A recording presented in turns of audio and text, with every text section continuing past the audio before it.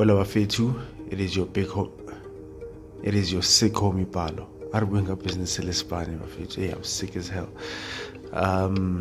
So today we're going to be talking about side hustles that are easy to get into, because the climate that we're living in right now, the economical climate, it's been crazy. So a lot of people are actually looking for side hustles to start, and today we're just going to talk about a few of those.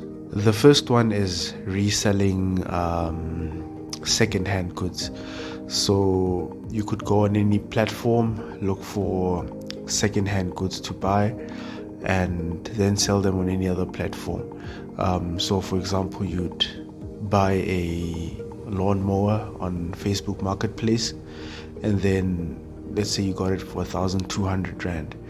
You then take it and put it on Gumtree, put it on Facebook Marketplace, put it on OLX, or OLX is no longer around. What's that other website? Junk Mail. You can put it on all these platforms, even Twitter if you want to, and resell the product that you bought for a cheaper price. You then go out and sell it for like 1,500. You got it for 1.2, sell it for 1,500. But don't forget to take other things into consideration, and by that I mean transportation and the loss of value on some products. And the good thing about it is that you don't need crazy capital. You can start off small, start off by buying and selling, let's say plastic drums. You start with those, you buy one for 25 bucks, you buy 10 of those, you sell them for 30 bucks. You can start small and work your way up. But secondhand goods, it's a really lucrative field here in South Africa, because a lot of people don't mind buying secondhand things. So the second one would be renting out your space. And this would be, it could be a house, it could be a garage, it could be back rooms. So whatever space that you're not utilizing, you could rent that out. Even if it's a garage, you can literally put an advert to wherever, Gumtree, and rent your space out. If you have a house, sometimes it might be a house, or rather you bought a new house, or you need to move elsewhere. You literally take that house and let people rent the place while you do your thing. It's passive income that is consistent, even though there might be a lot of challenges that you might need to consider when getting into the space of renting your space out. And the good thing about renting your space out is that it's already something that you own, so you don't really need extra capital. Okay, maybe you might need to renovate here and there, but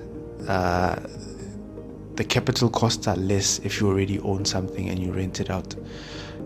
The third one would be selling food. So this is very, very subjective, because there are already established places out here where people buy regularly for, whether it's their sapa, whether it's whatever it is, but people already have places where they buy from. So if you're going to get into that business, just ensure that the market is there and test it out. It is a bit more hands-on than the others, because obviously every day you'll be operating and getting feedback. If let's say you have a trailer where you have one person who's grilling food for you or cooking food for you and selling it out, so you need to take those into consideration. You need to take the fact that you need to pay that person. You also need to literally be engaging in this business, because now and then they'll tell you, what, I think this meat needs to be changed, I think our supplier needs to be changed, I think our location needs to be changed, and whatnot. So you need to look at a lot of things when you get into the food industry, but it's a very good side hustle if you know what you're doing. The fourth one is deliveries. So this can be split into a few parts, where you either have package deliveries, where you sign up with a company like Take a Lot. It could also be food deliveries, or it could be e-hailing, depending on what source you have for that income, or rather depending on what transportation you have for such a business. It's also not very demanding. It's not very demanding, but it's certainly lucrative. So you could deliver things after work. Maybe you knock off at 3-4 o'clock, then you start off with your deliveries, your package deliveries via Uber, because Uber also has that service where instead of me going to a place, I can just say, guys, here's an address, collect a package for me. So yeah, obviously with these side hustles, if you don't have transportation, then you can purchase one if it's within your budget, because just be sure that you can afford to buy a vehicle to do your deliveries. If you don't have one, make sure that your budget fits so that you don't put yourself or drown in debt. You get what I mean? We all require debt now and then. Everyone needs debt now and then, but don't put yourself in a position where your business is now eating into your personal life. You just watch out for, if you are gonna buy a vehicle because you don't have one for deliveries, ensure that you'll be able to make payments regardless of whether the business was going well or not. Because the whole point of a business is to get as much profit as you can and also give service to people who need it.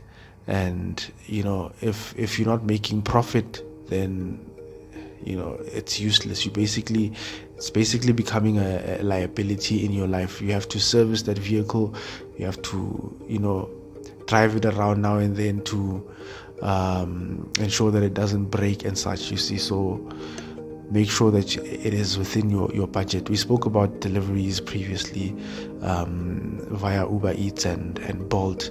That's also another option that you can get into.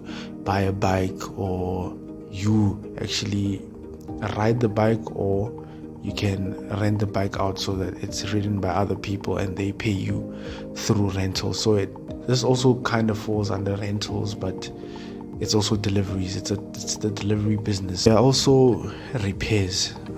If you are skilled in anything, whether you are good with electrical stuff, whether you're good with cars, mechanical things, then you could have a side hustle that you push outside of work. I know some people who are actually in IT, where someone will be having a day job and then they'll moonlight as maybe a technician. So if one is in IT, for example, and they're getting into such a job, just make sure that there is no conflict of interest. And the good thing about doing repairs is that usually you'll have your tools, and you don't buy tools all the time like you'd buy material if you're a painter. Now and then you're going to have to buy paint. No, if you have tools, you have your tools, and obviously you don't require a lot of material that comes from you as a service provider. You get what I mean? So you could be repairing things without actually spending anything, but just getting that revenue 100%. I know time is money, that counts as expenditure, but cash wise, you're not spending anything if you have the tools. So just make sure, and don't break things, guys. If you're gonna do repairs, just make sure that you have insurance, because if you break your customers' things, they're gonna chase you. You're gonna have to go to court. It's gonna affect your well-being, so, and your reputation. So make sure that you know what you're doing, and you are skilled in that, whatever expertise it is. Number 6 is cleaning. So there are a lot of ways to get into the cleaning business. Some people go out and clean things themselves. Let's say someone is a carpet cleaner. You might go out and clean carpets yourself, or you might hire someone who cleans the carpets, but you own all the equipment. Startup costs might be a bit high depending on the type of cleaning that you're doing. Once you have your tools, it's a constant stream of income that doesn't require you to come out of your pockets, maybe to maintain your machines or whatnot, but generally your input and capital won't need to be ongoing like for other things, So if you get into cleaning, also make sure that you are skilled, and also make sure that it's a market that doesn't make you step on other people's toes, because guys, Mzansi is a bit dangerous sometimes. You'll be doing your own thing and then someone just gets too paranoid, but obviously if you're going to be disturbing someone else's business, you're actually taking food out of their mouth. It's a part of business, but just make sure that you do things carefully and you don't step on anyone's toes. In terms of cleaning, you can get into carpet cleaning, you can get into roof cleaning, you can get into car washes, you can get into landscaping. I would say landscaping also falls under cleaning, because obviously you're going to have to sweep things off, you're going to have to make sure that the grass is nice and tidy. So guys, you'll know in this country that we live in, opportunities are not as good as we'd expect as kids. When you're a kid, you think, hey, when I grow up, I'll be doing this job, I'll be doing that job, only to find that it's crazy. You get your job, but in terms of finances, you'll need to supplement your finances with something else. And obviously today's video is just about that, where you need to identify gaps where you can fit in and make some extra money, but don't overexert yourself. At the end of the day, your employer is still paying you, still putting food on your table. Don't sabotage that with a side hustle. You get what I mean? Through conflict of interest, or through just low delivery, because sometimes you might get into a business that makes you to not deliver at your normal 9 to 5, and when that happens, then it's an issue. It's a problem already. So ensure that your side hustle doesn't affect your main job. But if you can, look for a side hustle. I've also seen other people who are doing this thing of surveys. That thing is small money, guys. I never I tried it out. You get you be running a survey and then you get 80 cents in dollars. As always, guys, knowledge is a powerful weapon. Arm yourselves, and thanks for watching.